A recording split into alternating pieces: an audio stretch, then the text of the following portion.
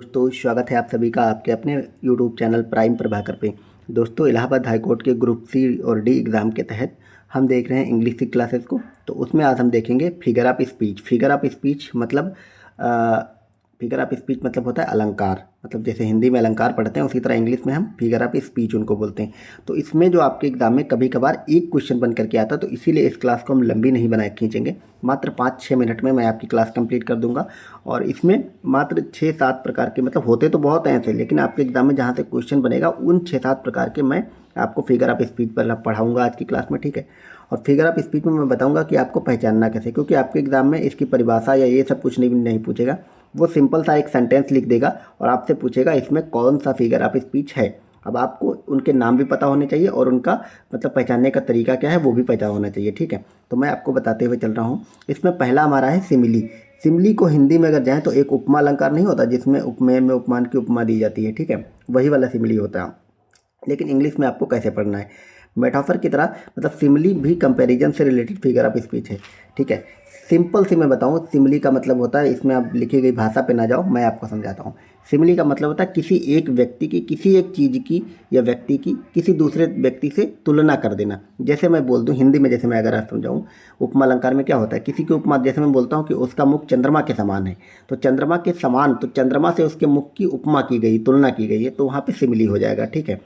इसी तरह इंग्लिश में भी होता है। अब यहाँ पे के समान तो लिखा नहीं जाएगा, यहाँ पे तुलना करने के लिए क्या लगाया जाएगा, एज और लाइक लगाया जाता है। तो जहाँ पे भी जिस भी सब्जेक्ट में, जिस भी सेंटेंस में आपको एज और लाइक दिखा मिल जाए तो वहाँ पे आप समझो सिमिली है। एग्जाम्पल देखते हैं, क्योंकि आपके एग्जाम में क्वेश्चन एग्जाम्पल से ही बनते हैं। He is as brave as a lion, ठीक है, तो वो शेर की तरह बहादुर है, तो यहाँ पे एज लग गया तो इसका मतलब ये सिमिली हो जाएगा। तो उसकी तुलना जो है शेर की बहादुरता से की गई है, ठीक है, तो ये आप याद रखेंगे, शेर की बहादुरी से की गई है।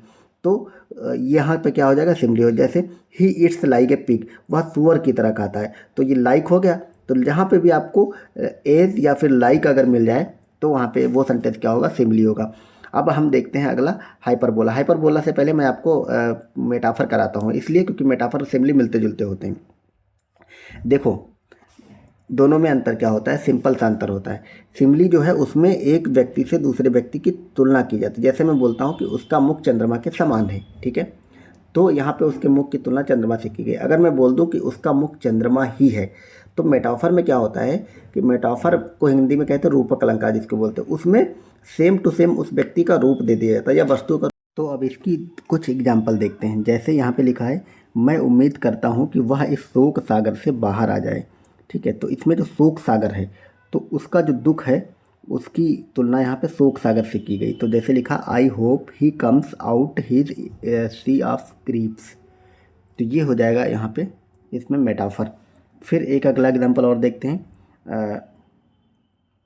इन a nutshell James party was just boring, तो इसकी पार्टी की तुलना हमने बोरिंग से कर दी है, ठीक है, तो ये यहाँ पे हो जाएगा मेटाफर। या फिर आपके एग्जाम में जो और भी क्वेश्चन आएंगे, ठीक है, वो आएंगे डायरेक्ट ऐसे, जैसे वो बोल देगा कि राम इज़ ए लॉयन, इस टाइप से क्वेश्चन आएंगे।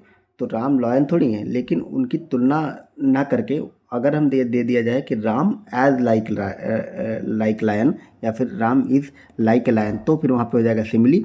और राम इज़ डायरेक्ट बोल दिया जाए तो वहाँ पे मेटाफर हो जाएगा। तो हमने दो देख लिए, सिमिली और मेटाफर को। अब हम अपने उस पर चलते हैं। सबसे पहले अब हम देखते हैं हाइपरबोला। हाइपरबोला आप सबको पता होगा, अतिशयोक्ति अलंकार होता है हिंदी में, और इसका सिंपल सा मतलब होता है किसी बात को बढ़ा चढ़ा कर बोलना और बहुत ज़्यादा बढ़ा चढ़ा के बोलना। जैसे I was so hungry that I could eat a horse, मैं इतना भूखा था कि मैं, मतलब I could eat a horse, मैं एक घोड़ा खा सकता हूँ। मतलब ये ऐसी बात बढ़ा चढ़ा के बोल दी है, जो भी आप बहुत ज़्यादा बढ़ा चढ़ा के वाली बात लिखी गई हो तो उसको हम बोलते हैं hyperbola. I have a million things to do today, अगर मैं बोल दूँ रियल मॉर्निंग मीनिंग, इसका मतलब यह है I have a million things to do today, मतलब मुझे आज करने को मिलियन थिंग्स। अब मिलियन का मतलब होता है 10 लाख। क्या आप 10 लाख कोई व्यक्ति कर सकता है काम एक दिन में? 10 लाख चीज़ें उसको करने में है, आदमी बोल नहीं देता। लोग बोलते हैं ना कि आज तो बहुत सारे लाखों काम है हमारे करने को, तो लाखों काम थोड़ी होते, 2-4 काम होते उसको बोलता। तो ये जो बढ़ा चढ़ा के बोला जाता है उसको इंग्लिश में हाइपरबोला कहते हैं, ठीक है। फिर अगला है एलिट्रेशन। एलिट्रेशन का सिंपल सा मतलब होता है जब एक वाक्य में अधिकांश शब्दों का पहला अक्षर या स्वर जो है वो रिपीट किया जाए या मिलता जुलता रहे, तो उसे फिगर ऑफ स्पीच कहते हैं, एलिट्रेशन। जैसे सी सेल्स ऑन द शोर, तो सी में S S S S S आप देख रहे हैं, हर एक जो आपका वर्ड है उसके पहला जो अक्षर है वो एस एस ही आ रहा है, तो यहाँ पे एलिट्रेशन हो जाएगा। आप सिंपल सा मतलब इनको पहचानने का तरीका पकड़ो, जो बाकी आपको परिभाषा और बाकी चीज़ों पे ध्यान नहीं देना है, ठीक है। जैसे Peter Piper picked a peak, तो इसमें पी पी पी पी आ रहा है तो आपका हो जाएगा एलिट्रेशन। आप पिक्ड पेपर, तो इसमें पी पी, तो ये एग्जाम्पल आप देख पा रहे हैं। कोई भी शब्द हो या फिर जो भी आपका अक्षर रहे, उसका जो पहला अक्षर है वो सेम रहे या मिलता जुलता रहे तो उस पर एलिट्रेशन हो जाता है, ठीक है। मेटाफर हमने अभी देख ही लिया।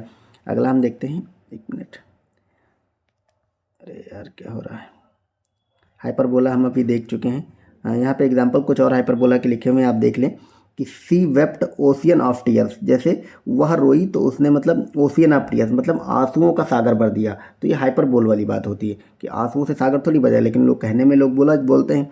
Reverse of blood flowed in the battle, मतलब खून की नदियाँ बह गई युद्ध में, इसका मतलब ये। तो रियल में खून की नदियाँ थोड़ी बहती, खून बहुत ज़्यादा लोग मारे जाते तो उसको बोल दिया जाता है। They build a nations pillar deep and lift them to the sky, ठीक है। Nations pillar deep and lift them to the sky, nation pillar इतना मजबूत कि आकाश में उठा दिया, पर रियल में थोड़ी होता है, ठीक है।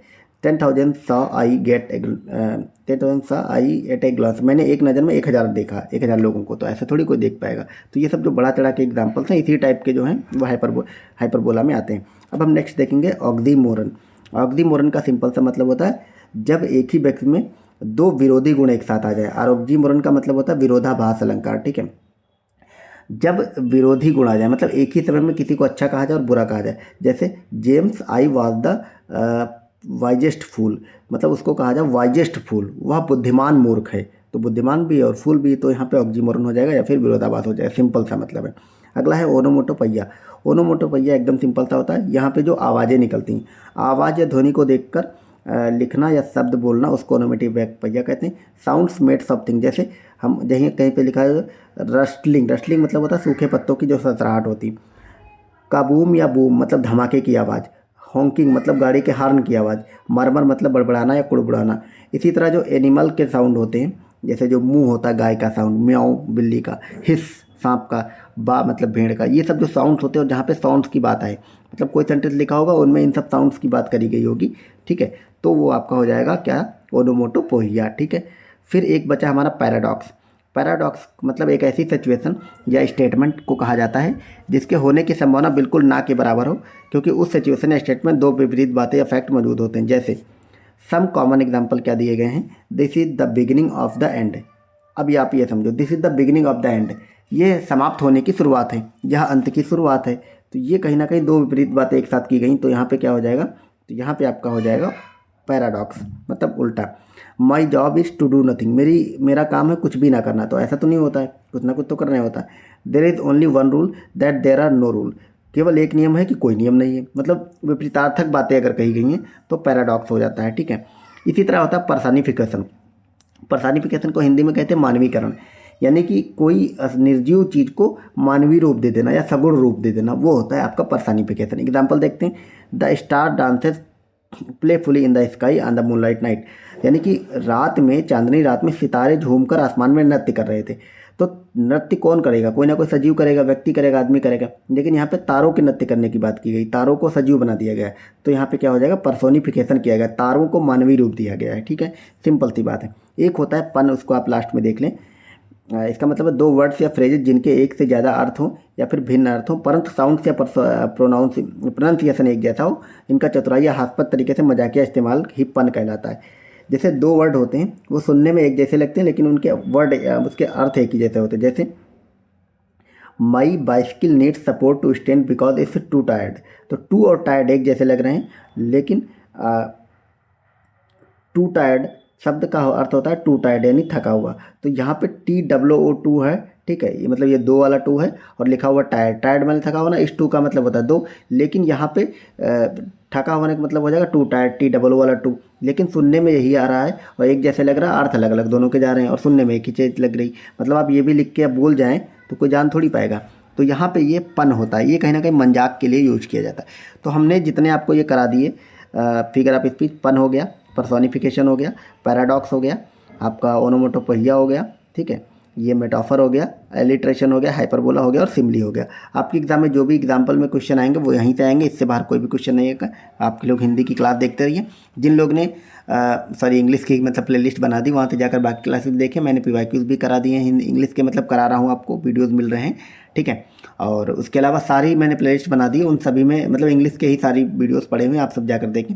बाकी मैंने GK GS और हिंदी कंप्लीट करा दी, उनकी भी प्लेलिस्ट है, जाकर देख सकते हैं। टेलीग्राम से जुड़ जाइए आप लोग, वहाँ पे इसकी PDF में डाल दूंगा। जैसे आज की ये क्लास हुई, इसके बाद मैं इसकी PDF डाल दूंगा, ठीक है। तो उसके लिए जुड़ जाइए, ताकि PDF से आप लोग बार बार रिवीजन कर पाएंगे जल्दी जल्दी, ठीक है। ठीक है, मिलते हैं अगले वीडियो में। Thank you so much, bye bye.